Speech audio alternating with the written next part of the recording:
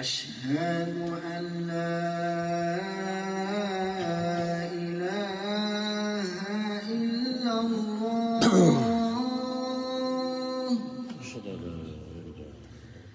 أشهد أن لا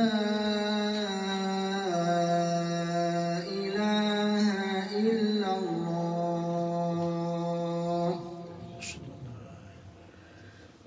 أشهد أن محمدا رسول الله أشهد أن محمدا رسول الله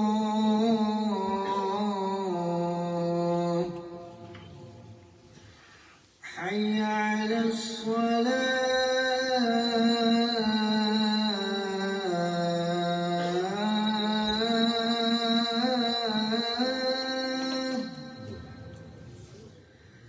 حي على الصلاة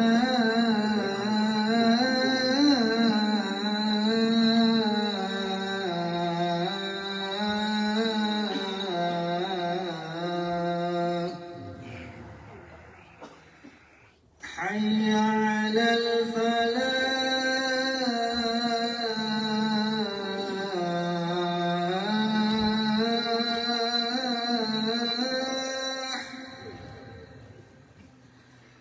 حي على الفلاح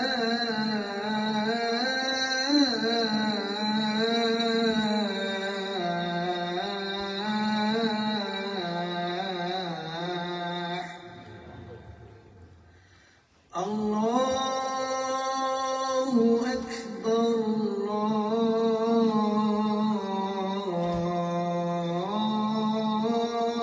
الله أكبر لا إله إلا الله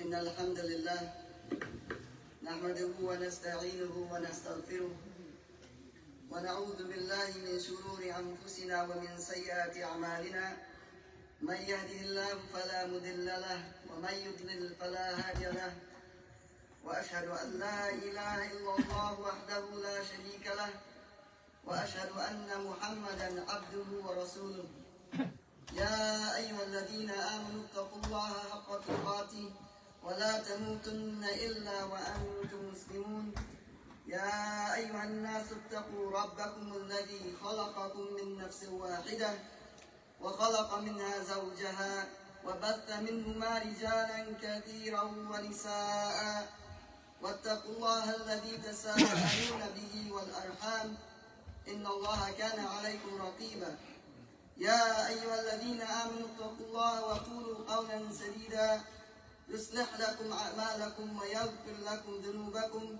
ومن يطع الله ورسوله فقد فاز فوزا عظيما أما بعد فإن أصدق الحديث كتاب الله وخير الهدي هدي محمد صلى الله عليه وسلم وشر الأمور محدثاتها وكل محدثة بدعة وكل بدعة ضلالة. I just want to share this khutbah with everybody about the life story of, we could say, a Muslim American hero. He's a person that died exactly 60 years ago on this day. So first I will share his letter, then a little biography about him. And the letter goes, never have I witnessed such sincere hospitality. I witnessed such sincere hospitality in overwhelming spirit of truth and brotherhood that is practiced by the people of all colors and races here in the ancient Holy Land, the home of Abraham, Muhammad ﷺ, and all the other prophets of the Holy Scriptures. For the past week, I have been utterly speechless and spellbound by the graciousness I see displayed all around me by people of all colors. I have been blessed to visit the holy city of Mecca. I have made my 7 circuits around the Kaaba, led by a young mutawif named Muhammad. I drank water from the well of Zamzam. I ran 7 times back and forth between the hills of Mount Safa and Marwa. I have prayed in the ancient city of Mina, and I have prayed at Mount Arafah. There were tens of thousands of pilgrims from all over the world. They were from all colors, from blue-eyed blondes to black-skinned Africans, but we are all participating in the same ritual, displaying a spirit of unity and brotherhood that my experiences in America had led me to believe never could exist between a white and a non-white. Americans need to understand Islam because this is the one religion that erases from the society the race problem. Throughout my travels in the Muslim land, the Muslim world, I have met, talked, and even eaten with people who in America would have considered white, but the white attitude was removed from their minds by the religion of Islam. I have never before seen sincere and true brotherhood practiced by all colors together, irrespective of their colors. You may be shocked by these words coming from me, but on this pilgrimage, what I have seen and what I have experienced has forced me to rearrange much of my thought patterns previously held, and toss aside some of my previous conclusions. This was not difficult for me, despite my firm convictions. I have always been a man who tries to face facts and accept the reality of life as new experience and new knowledge unfolds it.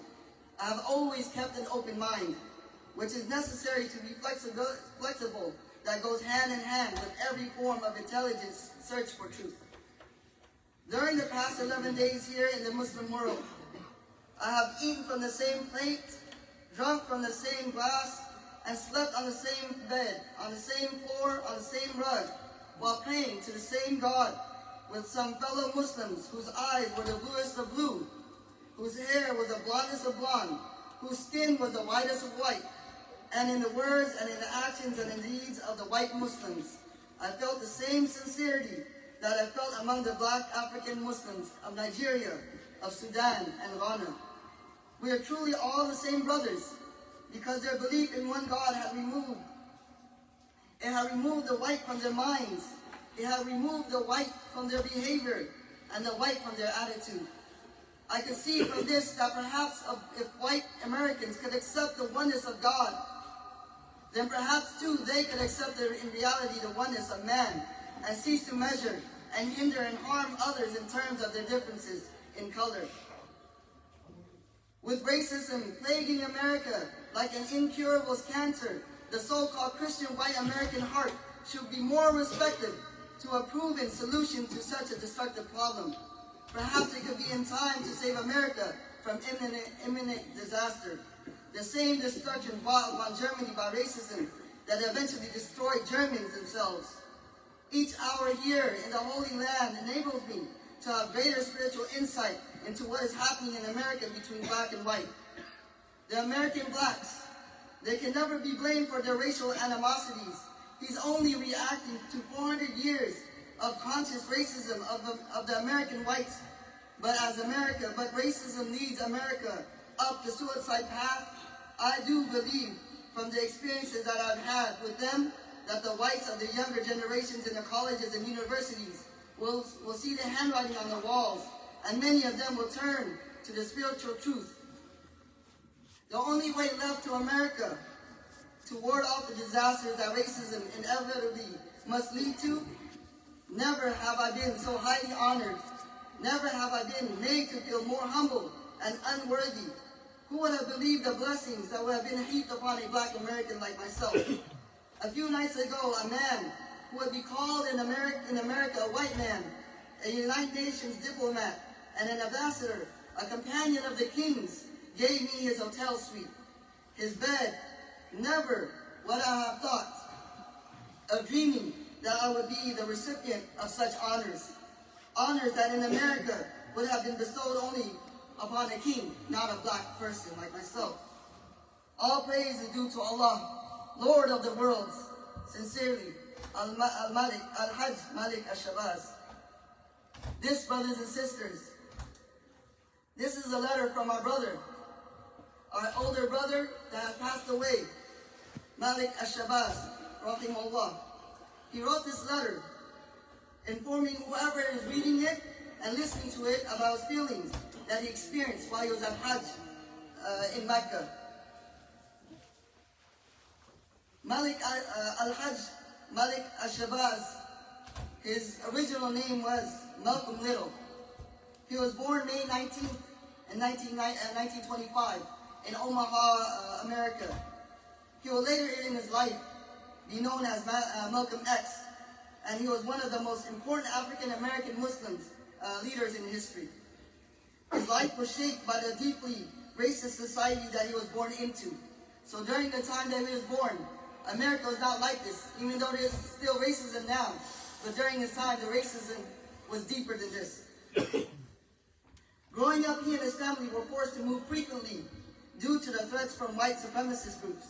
At the age of 4, his house was burned to the ground, and at the age of 6, his father, a Baptist minister, an activist, was found dead under suspicious circumstances. It is widely believed that his father was killed by a white supremacist group.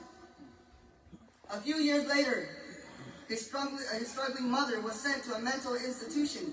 So because of that, he and his siblings were sent to different foster homes and orphanages. And so at the early age of 9, Malcolm X became an orphan. And in school, Malcolm was the brightest in his class, and he was voted class president. But his dreams, he had a dream of becoming a lawyer, but they were shattered one day. His dream of becoming a lawyer was shattered when his teacher told him that it wasn't realistic for someone like him, a person of his color, would ever become a lawyer. And so soon he dropped out of school at the age of 12. If the brothers if there's any gaps, move up. If there's some brothers standing in the back, and if there's no room, there's also room on the other side. By the age of 20, Malcolm had been sentenced to 10 years in prison for robbery. And now he had now turned to a life of crime. In prison, he was given the nickname Satan because he would curse the Bible and religion. But later on, he soon picks up the love of self-learning and learning about religion. And he started to learn religion from his brother Reginald, who had joined the Nation of Islam. Malcolm then decided to write a letter to the leader of the nation, Elijah Muhammad, but found out it was difficult to write to him because the reason why was he dropped out of school at a very young age, and so he had to pick up his education while he was in prison. And this is when he started to memorize the dictionary, and he read anything he could get his hands on. Malcolm would read at night until 3:30 in the morning in prison. He would read with the light of the hall, and every 58 minutes he will go back to his bed because the guard would come by, and they weren't allowed to be up at that time. So he was just reading using the light of the hallway. And then every 58 minutes, the guard would come by, and then he would go and hide. Because if the guards knew that he was awake or reading, then they would take it away or do something towards him. Remember, this is the time of racism. And so he would go back and pretend that he was asleep, and the guard would leave, and he would go back and start reading again. Before long, he was actively calling people to the Nation of Islam, and he would attend the prison debate club, where he realized that he had a talent for public speaking. After 6 years in prison, he was paroled, and he went to live with his brother Wilfred. He started praying regularly, and he would often visit the nation's temple. By this point, he changed his last name from Malcolm Little to Malcolm X. And this was a way to show rejection of the last name given to his family by the people who, generations earlier, had enslaved him. And so while in prison, he became close to the nation's leader and would be sent to different cities to preach. Eventually, he became a national spokesperson. He talked at the universities, and he was given airtime on radios and television, where he called for the separation of black and white people of America. Malcolm X, or Malcolm Little, or Malik al-Shabazz, was taught that white race was inherently evil. So he was taught with the Nation of Islam, with their teachings that the white people were evil. A belief that was about to be challenged when he left the nation, and soon after travel he went to Mecca to perform his Hajj in 1964, where he converted to the Sunni Islam.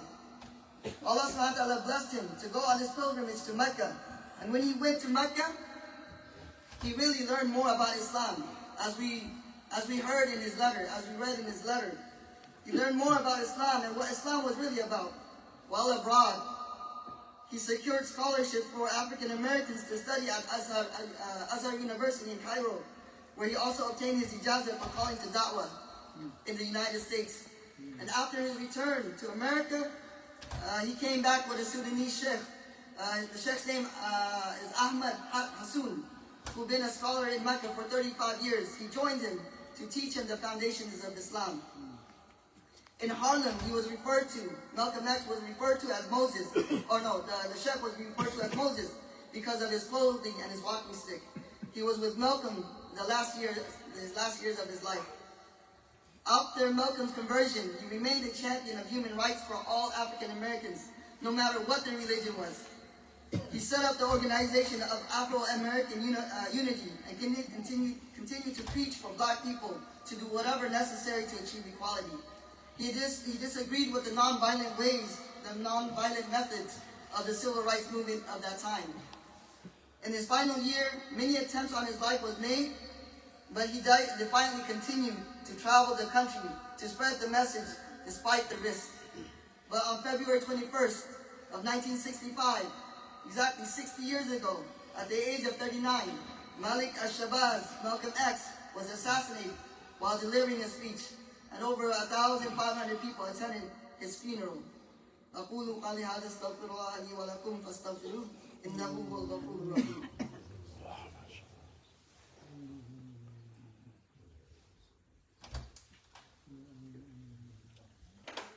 Alhamdulillah, wassalatu wassalamu ala rasulillah wa ala alihi wa sahbihi ajma'in, amma ba'd. A reason why I wanted to reflect or share this story is to show that Malcolm X was not a perfect human being. And all of us are not perfect human beings. The things that he says about himself will tell you how low he was as a human being. Malcolm, and may Allah forgive him, he used to sell drugs. He used to take drugs, he used to take alcohol, and he was a pimp. I'm not trying to show his bad deeds, but just to show that where he came from. Malcolm had a nickname in prison, and we know his nickname was Satan. And that's how bad Malcolm was. And I'm pretty sure none of us has that type of nickname to have Satan, so it's a pretty bad nickname to receive.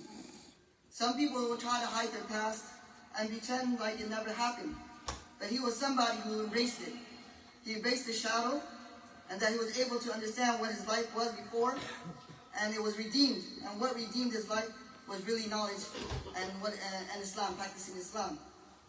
This man, Malcolm X, Malik al-Shabazz, struggled with great difficulty to educate himself, and he spent years learning. This was Malcolm. Malcolm was charismatic. He was eloquent. He debated and he defeated everyone in his debates. His greatness is what he became. A man that was dedicated, a man that was committed in the ways that you can't even imagine. He was highly disciplined. He was a highly disciplined individual. He was disciplined morally. He was disciplined intellectually. And he was disciplined spiritually. When his brother Reginald was thrown out, he spent the entire night in prayer. So he was a man also in a man of prayer, you can say. So if Malcolm, rahimahullah, represents anything as a religious person, he represents balance. And part of that balance is being on the side of the people. And at the end, he was just trying to save African Americans. He was trying to save, he wasn't just trying to save African Americans. He was trying to save all of America. And what is the lesson of Malcolm? The lesson is that it's not how you begin, but it's how you end the race. إن الله وملائكته يصلون على النبي يا أيها الذين آمنوا صلوا عليه وسلموا تسليما. اللهم صل وسلم على نبينا محمد وعلى آله وصحبه أجمعين. اللهم أعز الإسلام والمسلمين. اللهم أعز الإسلام والمسلمين. اللهم أعز الإسلام والمسلمين وأذل الشرك والمشركين. اللهم انصر دينك وكتابك وسنة نبيك وعبادك الموحدين. اللهم انصر المستضعفين من المسلمين في فلسطين وفي سوريا وفي السودان وفي كل مكان يا رب العالمين. يا قوي يا عزيز يا رب العالمين.